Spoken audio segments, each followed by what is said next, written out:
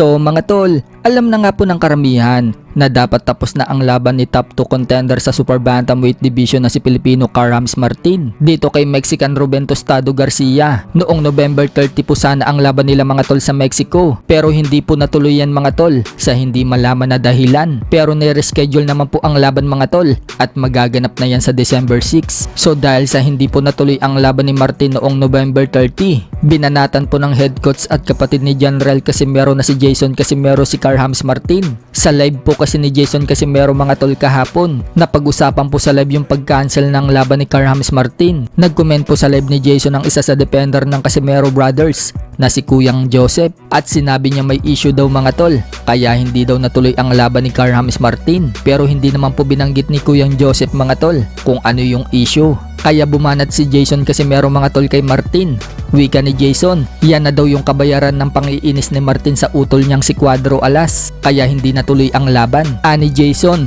lagi daw kasing iniinis ni Martin si Casimero noong nag-overweight daw ang utol niya sa weigh-in sa labang kay Saul Sanchez sa Japan. Hindi naman daw pinapansin ng utol niya itong si Martin, pero noong mag-overweight daw si Cuadro Alas, nang iinis daw itong si Martin, ginagaya daw yung utol niya kung paano mag-weigh-in. Dagdag pa ni Jason mga tol, wala nga daw siyang bilib sa kakayanan ni Martin. Kahit nga daw kay Pilipos, hindi daw ito mananalo. Alam daw kasi ni Martin mga tol na may tulog daw siya kay Pilipos, kaya ayaw daw nitong palagan si Pilipos. Bibilib lang daw si Jason Casimero kay Martin kung matatalo daw nito si Pilipos. Wala pa nga daw napapatunayan si Martin sa boxing. Kahit daw magsumbong pa si Martin sa tatay niya na sinasabi niyang wala pang napatunayan si Martin, totoo naman daw yung sinasabi niya. Hindi naman siya pinapansin.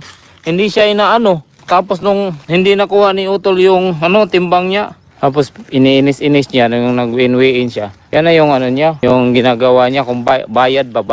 Bukod dyan mga tol, pangmamaliit pa ni Jason Casimero kay Martin kung maglalaban din daw si Martin at Naoya Inoue. Easy lang daw natatalunin ni Inoue si Martin. Kahit nga daw 1% mga tol, wala daw tsansa na mananalo si Martin kay Inoue. So parang sinasabi po dyan ni Jason Casimero mga tol na 0% talaga ang tsansa ni Martin kay Inoue. Kung papipiliin nga daw si Inoue mga tol kung sino ang gusto nitong labanan, kung si Carl-James Martin ba o si Casimero, mas pipiliin daw ni Inoue na labanan itong si Martin dahil easy work lang daw ito. Pag maglaban yan sila Naoya Inoue, wala talagang kahit 0.1 man lang na porsyento na mananalo, wala.